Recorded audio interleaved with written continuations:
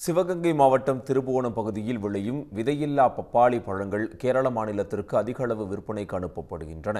திருப்புவனம் வட்டாரத்தில் லட்சுமிபுரம், கிளாத்தரி, திருமாஞ்சாலை, அரசனூர் உள்ளிட்ட பகுதிகளில் விதையில்லா பப்பாளி அதிக அளவு சாகுபடி செய்யப்பட்டுள்ளது.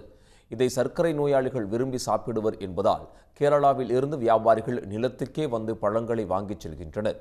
குறுகிய காலத்தில் ஏக்கருக்கு 2 டன் பப்பாளி கிடைப்பதால் விவசாயிகளுக்கும் நல்ல லாபம் கிடைக்கிறது.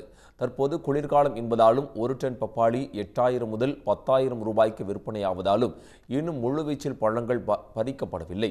இருப்பினும் சில விவசாயிகள் 10 முதல் 15 நாட்களுக்கு ஒரு முறை பப்பாளியை பறித்து வருகின்றனர்.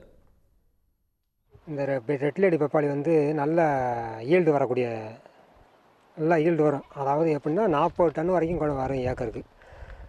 ஏக்கருக்கு 25,000 வரைக்கும் 25 ரூபா வரைக்கும் ஒரு கண்டு செலவாகும் ஃபஸ்ட்டு நடும்போது. அதிலேருந்து ஒரு மினிமமாக 1,50,000 ரூபா வரைக்கும் செலவு பண்ணலாம். ஒரு ஏக்கருக்கு 1,5 ஏக்கர் செலவு வச்சா ஒரு 6 லட்சம் வரைக்கும் கூட லாபம் வரக்கூடிய பப்பாளி தான். ஆனால் பெரும்பாலும் இது விதை இருக்காது இதில்.